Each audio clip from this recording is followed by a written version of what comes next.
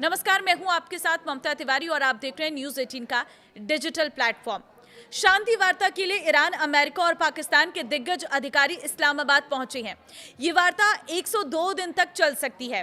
ऐसे में सुरक्षा के लिहाज से इस्लामाबाद के रेड जोन को पूरी तरह से छावनी में तब्दील कर दिया गया है। संसद, सरकारी भवन और दूतावासों की ओर जाने वाली सड़कों को बैरिकेड्स लगाकर बंद कर दिया गया है। रिपोर्ट के मुताबिक ईरानी और अमेरिकी डेलीगेशन पहले पाकिस्तानी प्रधानमंत्री शहबाज शरीफ के साथ अलग अलग बैठक करेंगे और इस दौरान वो शांति वार्ता की मध्यस्थता कर रहे पाकिस्तान के सामने अपनी अपनी शर्तें रखेंगे। यानी कि आमने सामने दोनों देशों के नेता नहीं बैठेंगे, बल्कि पहले पाकिस्तान के प्रधानमंत्री अमेरिका के प्रतिनिधिमंडल से बात करेंगे और फिर अमेरिका के प्रधानमंत्री ईरान के प्रतिनिधिमंडल से बात करेंगे। आमने सामने की बातचीत नहीं होने वाली है। वार्ता जो है अप्रत्यक्ष होने की उम्मीद है और दोनों प्रतिनिधिमंडल अलग अलग कमरों में बैठेंगे। पाकिस्तानी अधिकारी दोनों प्रतिनिधिमंडलों के बीच प्रस्तावों का आदान प्रदान करेंगे, जो ओमान की मध्यस्थता में हुए हैं। पिछले दौरों की तरह ही होगा। मुंबई में स्थित ईरानी दूतावास के मुताबिक ईरान की बातचीत करने वाली टीम ने कल रात पाकिस्तान के थल सेना प्रमुख कासिम मुनीर के साथ मुलाकात कर ली है। शांति वार्ता के लिए अमेरिका की तरफ से उपराष्ट्रपति जेडी वेंस इस्लामाबाद पहुंचे हैं। वो अमेरिका की तरफ से इस बैठक की अध्यक्षता करेंगे। विशेष दूत स्टीव विटकॉफ, जारेड कुशनर और ब्रेट कूपर भी इस वार्ता में शामिल होंगे।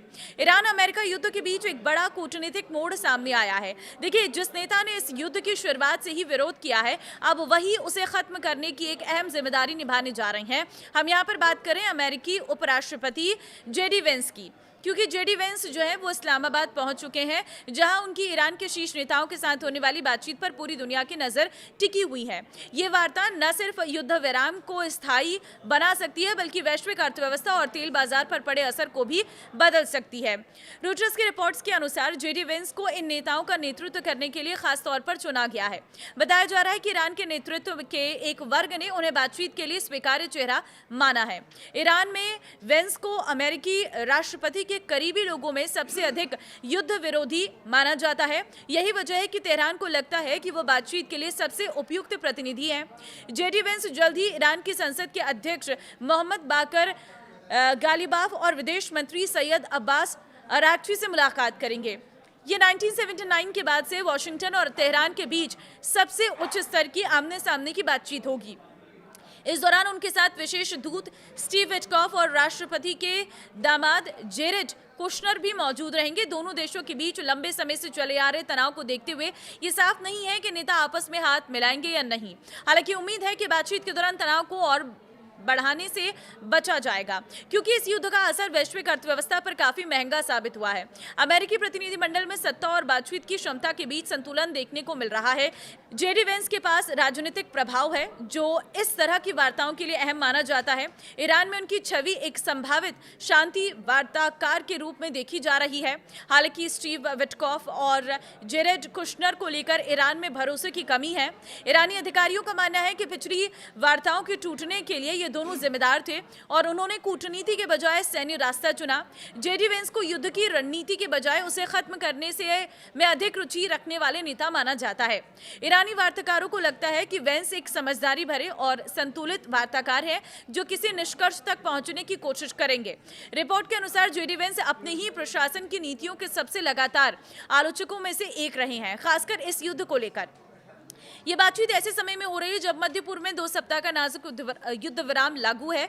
ये शांति का एक दुर्लभ मौका माना जा रहा है।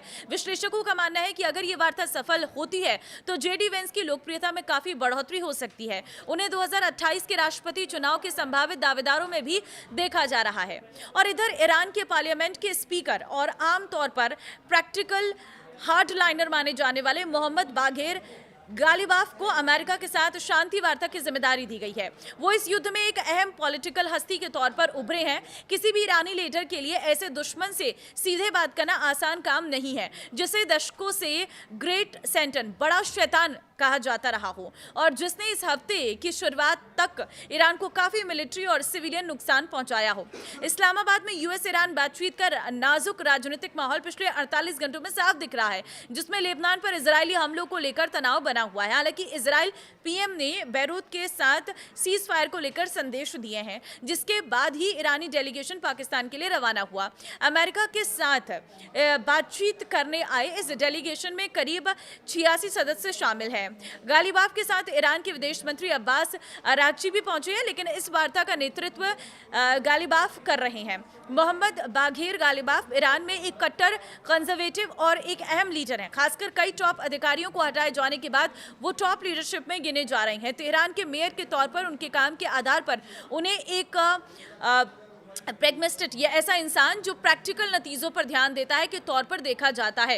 इस तरह से वो ईरान में कट्टर कंजर्वेटिव और अधिक मॉडरेट या फिर कहें कि रिफॉर्मिस्ट ग्रुप्स के बीच एक ब्रिज का काम कर सकते हैं। उनके आईआरजीसी के साथ करीबी रिश्ते उन्हें ईरान की सरकार में एक अहम इंसान बनाते हैं। तो ये दो नेता हैं जिन पर पूरी तरह से सबको भरोसा है कि ये दो नेता अपने अपने देश का अच्छे से प्रतिनिधित्व करेंगे और दोनों की कोशिश रहेगी कि इस बात को यहीं पर खत्म किया जाए, यहीं से शांति वार्ता की अपील जो है वो सभी लोगों से की जाए और जो अर्थव्यवस्था पूरी तरह से इस युद्ध से बिगड़ी है उसे पटरी पर लाया जाए। तो ये मुझे लगता है कि दो नेताओं की वजह से काफ़ी ज़्यादा संभव है, क्योंकि ये दो नेता बहुत प्रैक्टिकल सोच वाले हैं और ये चाहते हैं कि युद्ध ना बढ़े, युद्ध खत्म हो और शांति वार्ता रहे। आपको क्या लगता है? मुझे कमेंट में अपनी राय ज़रूर दें और इस वीडियो को शेयर कर दें ताकि सभी तक ये जानकारी पहुँच सके।